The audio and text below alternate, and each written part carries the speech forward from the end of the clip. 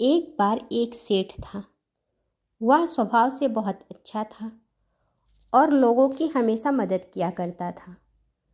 अपनी पत्नी और बेटे के साथ वह एक सुखपूर्वक जीवन व्यतीत कर रहा था। सब कुछ उसके जीवन में अच्छा चल रहा था।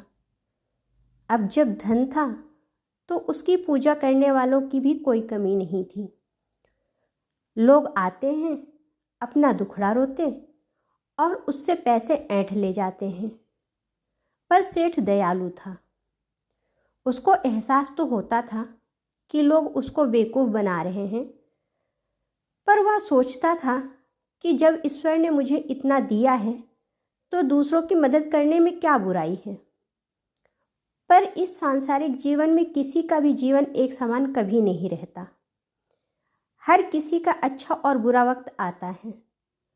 अब सेठ की किस्मत पलटी। व्यापार में उसका नुकसान हो गया।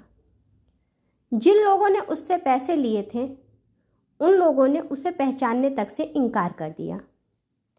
सेठ की पत्नी की तबीयत बहुत ज़्यादा खराब हो गई। उसको बचाने के लिए उसको अपना घर तक गिरवी रखना पड़ा।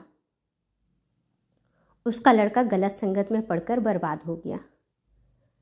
अब सेठ बहुत परेशान हो गया। उसे कुछ समझ नहीं आ रहा था कि वह क्या करे। एक दिन सेठ का पुराना मित्र उससे मिलने के लिए उसके घर आता है। तब सेठ से पूछता है कि ये तुम्हारी कैसी हालत हो गई है। तब सेठ अपने मित्र को पूरी बात बताता है और अपने मित्र से कहता है कि अब तो मेरी जीने की इच्छा भी खत्म हो चुकी है। मन करता है आत्महत्या कर लूं। तब उसका मित्र सेठ को एक संत के बारे में बताता है। वह कहता है कि आज तक जो भी इंसान उन संत के पास गया है उनके पास उनकी सभी समस्याओं का हल जरूर मिला है। तुम भी एक बार जाकर देखो। अब सेठ अपने मित्र की बात मानकर उस संत के पास जाता है। संत को प्रणाम करता है और उनके पास बैठ जाता है। संत तो समझ ही जाते हैं कि जब कोई मुसीबत में होता है तभी उनके पास आता है। तब संत सेठ से कहते हैं कि बोलो बेटा, तुम्हारी क्या परेशानी है, शायद तुम्हारी भी समस्या का हल हो जाए। तब सेठ संत को पूरी बात बताता है। तब संत सेठ से कहते हैं तुम्हें तुम्हारी समस्याओं का हल तो मिल जाएगा, पर तुम्हें एक कहानी सुननी पड़ेगी, वो भी पूरे ध्यानपूर्वक से। तब सेठ कहता है ठीक है महाराज, मैं आपकी कहानी जरूर सुनूंगा। तब संत उसे महाभारत का एक वृत्तांत बताते हैं। महाभारत में कर्ण ने श्री कृष्ण से पूछा, मेरी माँ ने मुझे जन्मते ही त्याग दिया, क्या ये मेरा अपराध था कि मेरा जन्म एक अवैध बच्चे के रूप में हुआ? द्रोणाचार्य ने मुझे शिक्षा देने से मना कर दिया क्योंकि वो मुझे क्षत्रिय नहीं समझते थे, क्या ये मेरा कसूर था?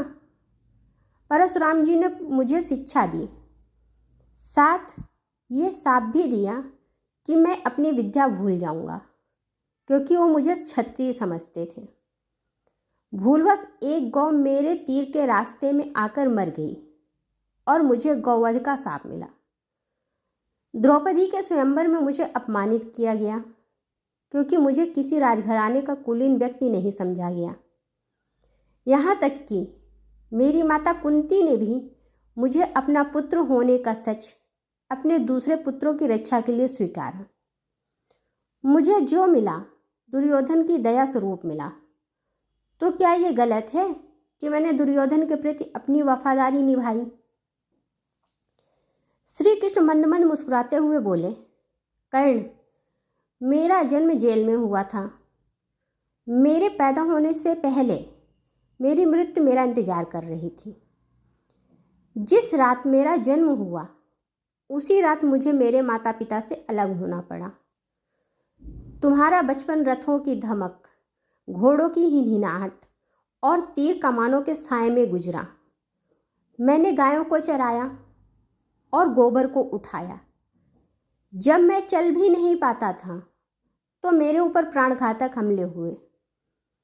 कोई सेना नहीं, कोई शिक्षा नहीं, कोई गुरुकुल नहीं, कोई महल नहीं। मेरे मामा ने मुझे अपना सबसे बड़ा शत्रु समझा। जब तुम सब अपनी वीरता के लिए अपने गुरु व समाज से प्रशंसा पाते थे, उस समय मेरे पास शिक्षा भी नहीं थी। बड़े होने पर मुझे ऋषि संदीपनी के आश्रम में जाने का अवसर मिला। तुम्हें अपनी पसंद की लड़के से विवाह का अवसर मिला। मुझे तो वो भी नहीं मिली जो मेरी आत्मा में बसती थी। मुझे बहुत से विवाह राजनीतिक कारणों से या उन स्त्रियों से करने पड़े जिन्हें मैंने राक्षसों से छुड़ाया था। जरासंध के प्रकोप के कारण मुझे अपने परिवार को यमुना से ले जाकर सुदूर प्रांत के समुद्र के किनारे बसाना पड़ा। दुनिया ने मुझे कायर कहा। यदि दुर्योधन युद्ध जीत जाता तो विजय का श्रेय तुम्हें भी मिलता, लेकिन धर्मराज की युद्ध जीतने का श्रेय अर्जुन को मिला। मुझे कौरवों ने अपनी हार का उत्तरदायी समझा। हे कर्ण, किसी का भी जीवन चुनौतियों से रहित नहीं है। सबके जीवन में सब कुछ ठीक नहीं होता। कुछ कमियां अगर दुर्योधन में थी तो कुछ युधिष्ठिर में भी थी। सत्य क्या है और उचित क्या है, ये हम सबको अपनी आत्मा की आवाज से निर्णय लेना पड़ेगा।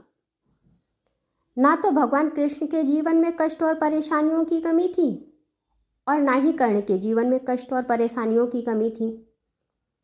हमारा जीवन ऐसा ही है।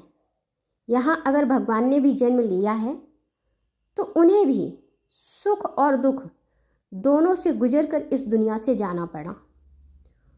और अगर किसी आम इंसान ने भी जन्म लिया है तो उसका भी यही हाल रहता है।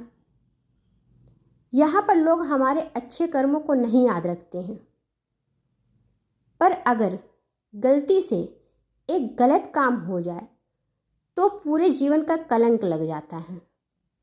इसलिए कौन आपके बारे में क्या सोचता है, इस बारे में सोचने में समय व्यर्थ ना करें, बल्कि अगर आपका समय खराब हो गया है तो उसको किस दिशा में लाकर सुधार करना है, उस रास्ते पर प्रयास करें। वक्त है, अच्छा नहीं रहा तो बुरा भी नहीं रहेगा, फिर से अच्छा आएगा, पर हार नहीं माननी है। अब सेठ को संत की पूरी बात समझ में आ गई थी और वह दुगने उत्साह से अपने जीवन को नई दिशा देने के लिए अग्रसर हो जाता है, क्योंकि उसे पता चल जाता है कि चाहे भगवान हो या इंसान, अगर इस पृथ्वी लोक पर रहना है तो सुख दुख के संगम के साथ ही जीना पड़ेगा। और जब आपको यह बात समझ में आ जाती है तो आपकी जिंदगी आसान हो जाती है। याद रखिएगा, आपके जीवन के सबसे बुरे दौर में ईश्वर हमेशा आपके साथ रहता है। पर एक बात यह भी याद रखिएगा कि अगर आप गंदगी में जाना नहीं पसंद करते हैं तो वैसे ही आपके गंदे कर्म की वजह से ईश्वर भी आपके गंदे कर्म में आपका साथ कभी नहीं देंगे।